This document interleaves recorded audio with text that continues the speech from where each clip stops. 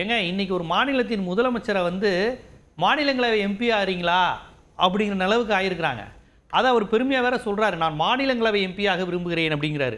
இது எங்கேயாவது அரசியல் கூத்து நடந்திருக்கா? ஒரு முதலமைச்சரை, நீங்கள் முதலமைச்சருங்கிறது எவ்வளோ பெரிய போஸ்ட்டு, ஒரு மாநிலங்களவை எம்பி ஆகிறதுக்கு அவர் ஆசைப்படுறாராம். நான் சென்ட்ரல் பாலிடிக்ஸ் போகிறேன்னு சொல்கிறாராம். அப்போ பாரதிய ஜனதா நினச்சா என்ன வேணாலும் பண்ணக்கூடிய ஒரு நிலைக்கு போய்கிட்டு இருக்கிறாங்க. இந்த நிலையில் வந்து அவங்களுக்கு எதுக்கு 60 சீட்டுனா, அந்த ஓட் பெர்சன்டேஜை காமிச்சு ரெட்டலையை விட தாமரைக்கு ஓட் பெர்சன்டேஜ் அதிகம் அவங்க பண்ணுவாங்க. அண்ணாமலை அதை தானே பண்ணார். தினகரன் ஓட்டு, ஓபிஎஸ் ஓட்டு, ஏசி சண்முகம் ஓட்டு, பாமக ஓட்டு எல்லாத்தையும் சேர்த்து நாங்கள் ஒரு 19-20% வந்துட்டோம், பாஜக மட்டும் தனித்து 11% வந்துட்டோன்னு அவங்க அந்த இதைத்தானே காமிச்சாங்க. இப்போ 60 சீட்டு 50 சீட்டு வாங்கினா அதிக இடங்கள் நின்னாலே ஓட் பெர்சன்டேஜ் அதிகங்கிற கணக்கு வரும். அந்த இடத்துல ஃபுல்லாக ஏடிஎம்கே ஓட்டு சேர்ந்து தான் பிஜேபி ஓட் பெர்சன்டேஜ் வரும். இப்போ அவங்க கேட்குறது முழுக்க மேற்கையும் தெற்கையும் அதிகமான இடங்களை அவங்க கேட்குறாங்க. அது மட்டும் இல்லாமல் தொகுதி வயசும் ஏடிஎம்கே பெல்ட்டுக்கு. இப்போ கன்னியாகுமரியும் கோயம்புத்தூரும் கேட்டால் இவ்வளோ பிரச்சனை கிடையாது. கேட்குறது ஃபுல்லாக ராமேஸ்வரம், ஸ்ரீரங்கம், இப்படி அதிமுகவுக்கு என்று இருக்கிற பாக்கெட்டை ஃபுல்லாக காலி பண்ணக்கூடிய வேலையை கேட்குறாங்க. இல்லைன்னா இது இவ்வளோ அமித்ஷா வந்துட்டு போனால் அடுத்த நாள் அவர் எதுக்கு டெல்லி போக வேண்டிய தேவை இருக்குது.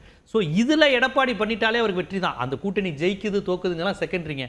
30 சீட்டுகளை முடிச்சிட்டாருன்னா உண்மையிலே எடப்பாடிக்கு இங்கு தான். அது நடக்குமா அப்படிங்கிறது ஒரு பெரிய விஷயமா இருக்குது.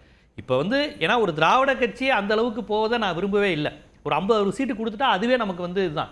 எப்படி 2011 63 சீட்டு காங்கிரஸ் கொடுத்தது பெரிய தப்புங்கிறத நம்ம உணர்ந்தோமோ, அதுமாதிரி பாஜகவுக்கு அதிமுக கொடுத்தாலும் அது பெரிய பின்னடைவாயிரும். அவங்களுக்கு ஒரு தொடக்கம் ஆயிரும். பாஜகவுக்கு 60 சீட்டு ஒரு காலத்தில் இன்னொன்று பேச ஆரம்பிச்சிருவாங்க. 20 சீட்டு வாங்கினாலும் 3 சீட்டு 4 சீட்டு தான் அவங்க ஜெயிக்கக்கூடிய நிலையில் இருக்கிறாங்க.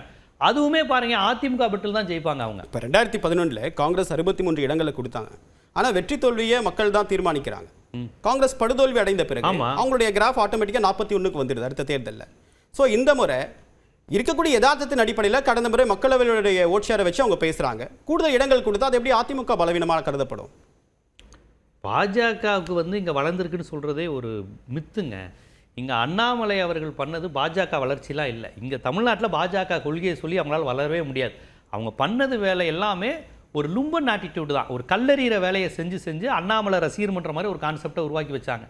தமிழிசைக்கு எதிராக, ஹெச் ராஜாவுக்கு எதிராக, கேடி ராகவன் பாஜகவை வளர்த்த யாரெல்லாம் முன்னெத்தி ஏர்களோ அவங்களையெல்லாம் காலி செஞ்சு ஒரு வேறு மாதிரி ஒரு போக்கில் கட்சியை வளர்த்து வச்சுருந்தார். அது பாஜக ஓட் பேங்கே கிடையாது. அது இபிஎஸ் எதிர்ப்பு ஓட்டெல்லாம் சேர்ந்து தான் அண்ணாமலைக்கு ஓட்டு விழுந்துச்சு. கடந்த மக்களவைங்கிறது இபிஎஸ் எதிர்ப்பு ஓட்டு. இப்போ அந்த பாஜக இபிஎஸோட கூட்டணி சேர்ந்துருக்கு. அதை நீங்கள் கவனிக்கணும்.